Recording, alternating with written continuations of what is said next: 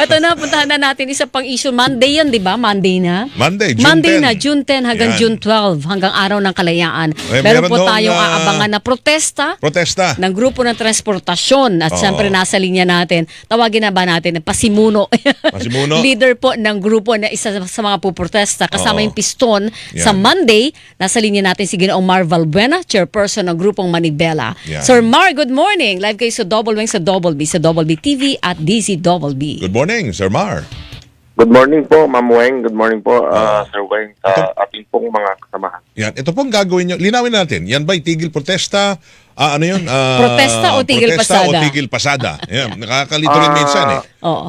Opo, yung tigil pasada po, simula Lunes, Martes, hanggang Miyerkules, may mga strike centers po tayo na itinalaga din kung saan po nandoon yung mga kasamahan natin, mga drivers at operators. Ito yung mga consolidated o hindi pa consolidated? Hindi pa po, ito po yung mga unconsolidated, Sir Weng, na alam natin na nandiyan yung pagbabanta ng panghuhuli. At minsan nga, nasampulan yung ating mga kasamahan na kahit wala namang pong memo para dyan, tinutuluyan silang baklasan ng plaka. Nangyari na. Gaano po karami yung units na yan nasasali sa tigil pasada starting Monday? Ito po kasing NCR ang pinaka-concentration ng protesta at tigil pasada, Ma'am Weng. Dito pa lamang po, hindi na po bababa ng 25,000 po dito sa NCR. Saan yung pinakamalaking bulto ng magsisipag-protesta sa Metro Manila, Sir Mar? Anong parte po ng Metro Manila? Ito pong Kamanaba. Kamanaba, Quezon City. Ma'am, siguro dalawa lang halos dito sa NCR ang hindi po masyadong maapektuhan katulad po ng Makati at Mandaluyong. Dahil Pero konti doon ng miyembro na unconsolidated. Ito po yung grupo na medyo mas marami ang consolidated sa lugar na to. Pero meron pa rin po tayong mga kasamahan dyan.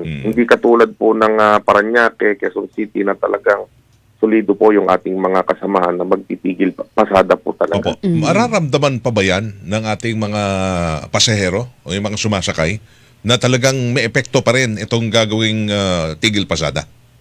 Alam mo po, Sir Weng, marami po talaga kahit naman po walang protesta, yung ating mga kababayan ay hirap sumakay. Kung makikita lamang po ng DOTR at LTFRB sa mga terminals at saka sa mga lansangan na talagang nandoon yung volume ng mga pasahero. Hirap na hirap po na naghihintay ng hanggang 2 oras yung ating mga kababayan. What's more, kung madadagdagan po yung hindi po bibiyahe, kahit naman po may libreng sakay o contingency na ibinibigay ang ating pamahalaan, hindi po ito sumasapat. Sabagay, kahapon meron ako nakita dito lang sa may Anonas. Haba ng pila.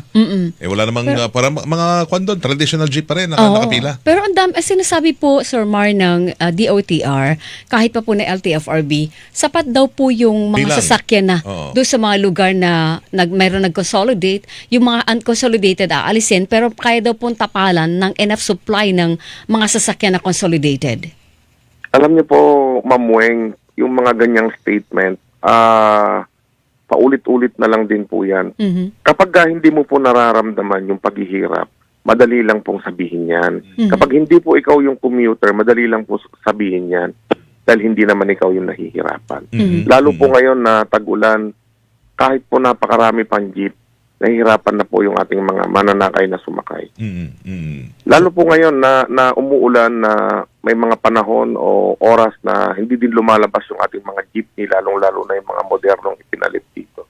Dahil nga po, pagkabaha, tumitirik po itong mga modernong ipinapalit sa atin. Sir Mar, ano yung pangunahing panawagan ninyo dito sa protesta, tigil pasada na 3 araw? Meron bang panibago kayong gustong igiit sa gobyerno? Kasi yung issue ng consolidation at non-consolidation, para sa gobyerno, dead na yun, tapos na yun, hindi po ba? Tapos na usapan doon. Tapos na usapan doon kasi talaga ipinatutupad na, kaya magkakahulihan na po sa susunod na linggo.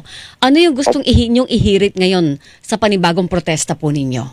Ito po sa atin, may mga kasunduan na sana kahit 1 taon mapagbigyan tayo na mapatunayan natin na tayo po ay susunod dun sa modernization. Ang gusto lang naman po natin, mabago yung ating mga sasakyan na makasunod dun sa Clean Air Act. Napag-usapan naman po ito at nag-commit naman po sila. And hindi ko lang po alam ngayon kung kailan magpo-protesta tsaka palang aaralin kung ano yung mga napag-usapan. Alam niyo, nakakalungkot dahil nga marami sa atin ang nahaharas diyan sa kalsada na hinuhuli, hinahanapan ng kahit anong violation, pero kapag pinara ka, wala man lang yung initial violation kundi yung unconsolidated kaagad ang hinahanap nila. So ito po yung ipinapanawagan natin na gustong makapaghanap buhay ng lahat ng ating mga kasamahan. Pero nagbibingi-bingihan po ang DOTR at LTFRB, ang gobyerno, na sana mapakinggan na saan kukuha ng ikabubuhay itong mga kasamahan namin. Itong 19% na sinasabi nila, napakarami pa po nito. Hindi po bababa ito ng sinasabi nga nila sa kanilang sariling datos. Hindi po bababa ito ng 50,000. Pero sa pagtaya po natin, mahigit 100,000 pa po ito nationwide. At sana kung ano po yung mga makakabuti para sa mga mananakay, sa mga drivers at operators, yun po ang gawin natin. Hindi po dapat na sinasabi natin na hindi lang sumunod doon sa consolidation, ayaw na namin yung programa. Alam nyo, nakarating po sa amin sa pamamagitan ng isang dating gobernador na ang parating po nila sa ating Pangulo, ayaw daw natin mag-modernize. Sarado daw po ang isipan natin patungkol dyan. Inuulit po namin, minsan hindi kami nagsabi na ayaw namin ng pagbabago. Gusto namin nga lamang na merong mga kondisyones dito na talagang hindi tayo pabor. Opo. Na nakita naman natin sa mga pagdinig sa halos 14 na naiimbita doon kada hearing.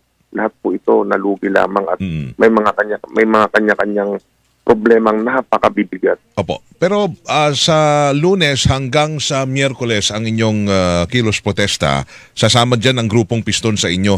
Paano ho pag nataon rin na talagang susundin ho at ipatupad yung utos ng panghuhuli sa inyo? Baka ho mauwi ito sa gulo. Alam nyo, yun po ang nakakatakot, Sir Weng, na mauuwi tayo sa gulo.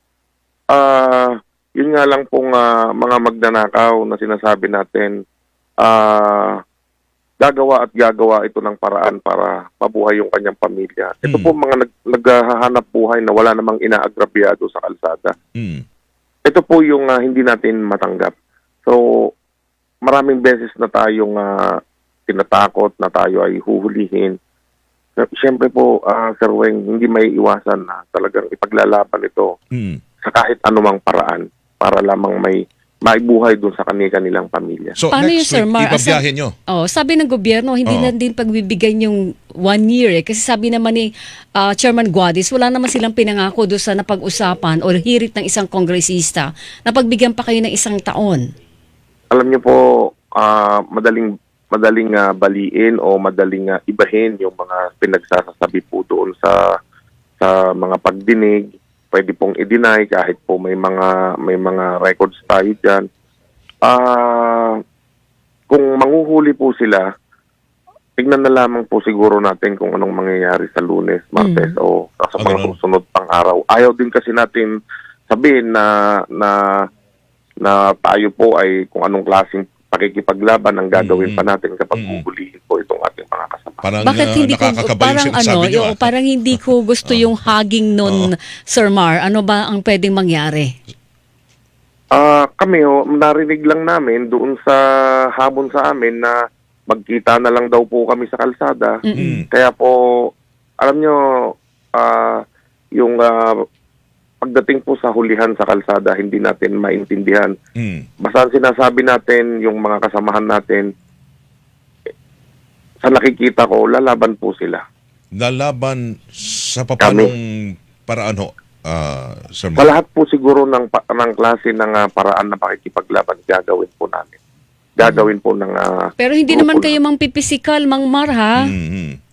Ma'am Weng, sana wag mangyari yun.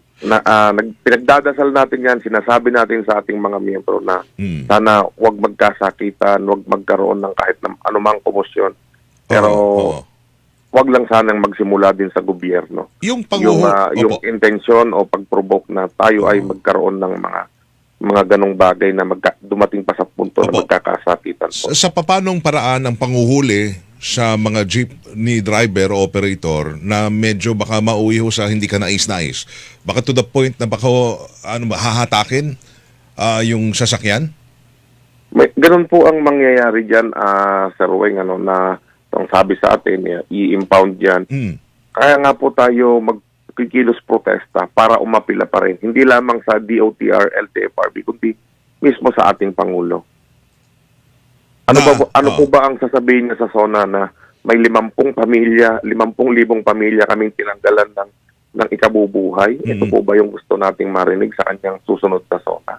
Na hindi lamang po 50,000 pamilya ang magdurusa, pati yung kinabukasan ng mga pamilya nito, ng mga Okay. anak nito. Basta ang bottom line, para sa inyo, Sir Mar, ayaw nyo talaga mag-consolidate. Kahit nandun na tayo sa dulo ng programa na kayo na lang ang natitirang hindi consolidated, talagang hindi kayo bibigay doon. Manatili yung jeepney ninyo, Ibabiyahin nyo. Ikuha nyo lang, isunod nyo lang yung standard, babaguhin yung itsura ng jeepney. Yun lang pwede. Yun naman po ang essence talaga ng programa, na mabago yung ating mga, lalong-lalo na po yung makina ng ating sasakyan na sinasabi nila na mausok.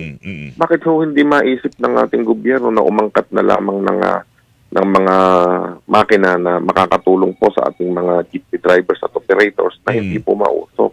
Ganun lamang po sana kasimple yung pagmo-modernize nito. At kung sinasabi nila yung body nito kailangan nasa kanan na yung pintuan, nagawa na po namin ito na-ipresenta na po namin ito sa Kongreso. Bakit po ba ayaw natin? Okay. Okay, Hindi pero po ba dapat maisip natin na matibay na nga ito, makakamura pa yung ating mga drivers at operators, pa hindi ito yung gawin natin? sige, Alright, panghuli, anong panawagan nyo sa mga grupo o sa mga driver na sasali ho sa kilos protesta At saka- patuloy na babiyahe kahit kolorum na ang ituturing sa kanila? Tsaka siguro most importantly, ano mensahe nyo sa mga pasahero na pwedeng maapektuhan po na inyong 3 araw na welga? Yan, driver at pasahero. Unang-una po sa ating mga mahal na mananakay, lagi po nating sinasabi na sana maunawaan po ninyo. Mahirap din po ito sa amin. Hindi lamang po yung pagsakay ninyo ang apektado. Yung kabuhayan din po namin ng 3 araw. Alam naman po natin na ang mga drivers at operators, kahit isang tuka lamang po ito. Mahirap at mabigat din po para sa amin ito. At doon sa aming mga kasamahan, manatili po tayong matatag, pero sana iwasan natin yung kaguluhan sa kalsada at huwag tayong gumawa ng kahit anong mga bagay na hindi ka nais-nais na lalong-lalo na yung makakasakit tayo sa ating kapwa drivers at operators. Okay. Sir Alright. Mar, salamat na marami Sir, thank sa you oras. po sa oras. Maraming salamat po. Thank you. Sige, Noong Mar Valbuena ang nakausap natin na ang chairperson ng Manibela. Yun. Ingat ho sa pagmamaneho ang inyong mga... Hilingan, walang Pinoy.